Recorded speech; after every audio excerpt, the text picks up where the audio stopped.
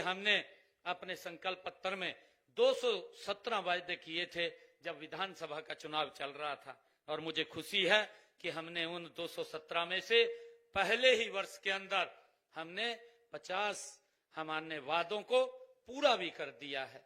जिनमें हमारे जो वायदे थे, कितने महत्वपूर्ण वायदे थे। हमारे जो वायदे थे कि मेरे जो किसान की फसल है, वो किसान की फसल कोई भी हरियाणा प्रदेश के अंदर हमारा किसान जो फसल उगाएगा, हरियाणा सरकार उसको एमएसपी पर खरीदने का काम करेगी।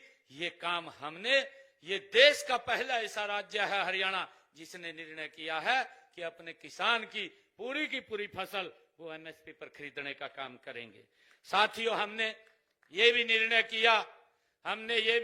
किया कि हमारे जो ऐसे किसान थे जिनके पास जमीन पट्टे के ऊपर थी, लंबे समय से वो काश्त कर रहे थे परंतु उनके नाम नहीं थी, ये मालिकाना हक देने का काम भी ये हमारी सरकार ने किया है।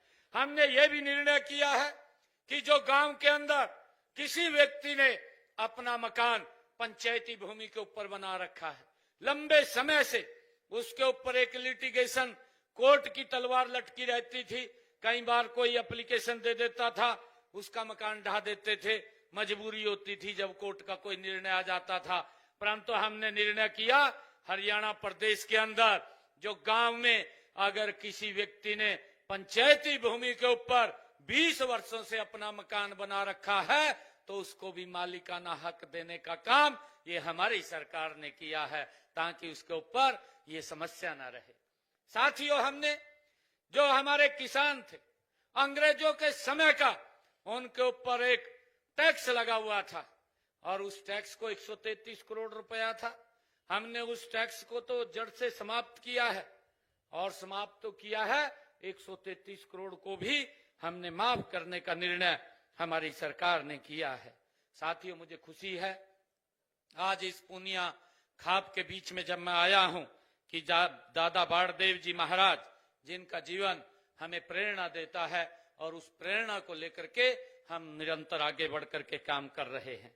उनकी सोच थी कि गरीब को कैसे मजबूत और सशक्त किया जाए, और हमने आते ही जो बात कही थी कि हम हरियाणा के युवाओं को बिना पर्ची बिना खर्ची के हम नौकरी देने का जो काम कर रहे हैं उसको आगे बढ़ाने का काम करेंगे। भाइयों, मेरे पास हरियाणा के जब युवा आए थे कि रिजल्ट रुका है, मुख्यमंत्री जी आप रिजल्ट निकाल दें। मैंने कहा कि अभी तो नहीं निकाल सकता, परंतु 8 तारीख के बाद जब आप सबका हरियाणा प्रदेश के लोगों का आशीर्वाद मिलेगा तो मैं सख्त बाद में लूंगा। पहले आपको ज्वाइनिंग लेटर दूंगा।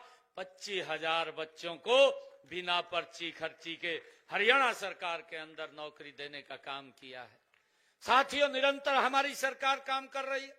हमने ये भी कहा था जिन परिवारों की इनकम 1,80,000 रुपए से कम है, ऐसी माताओं की रसोई में 500 रुपए का गैस का सिलेंडर पहुंचाने का काम ये हमारी सरकार करेगी। ऊपर का जो पैसा होगा वो हरियाणा सरकार देने का काम करेगी।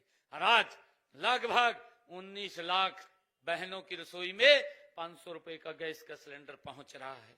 साथियों, हम लगातार प्रदेश के हित में आदरणीय नरेंद्र मोदी जी के तत्वाधान में निरंतर मजबूती से काम कर रहे हैं, और हमारी सरकार आदरणीय मोदी जी के नेतृत्व में आप देख रहे हैं तीव्र गति से आगे बढ़ रही है। उनके मार्गदर्शन में नई नई योजनाएं आज हरियाणा के अंदर अगर आप लोग देखें, सड़कों का एक जाल बिछाने का काम ये पिछले 11 वर्षों में आदरणीय मोदी जी के नेतृत्व में हुआ है। अगर यहां से हिसार से चंडीगढ़ भी जाना होता था तो लगभग 6-7 घंटे 8 घंटे का समय लगता था, परंतु आज 3.5 घंटे के अंदर आप चंडीगढ़ पहुंच जाते हैं। ये बदलाव ये नरेंद्र मोदी जी के नेतृत्व के अंदर आया है। साथियों, लगातार हमारी सरकार, चाहे लाडो लक्ष्मी योजना की बात हो, ये महत्वपूर्ण योजना थी। हमने इस योजना के माध्यम से भी हमने साथियों लोगों तक लाभ पहुंचाने का, बहनों को 2100 रुपए देने की वो प्रक्रिया शुरू कर दी है।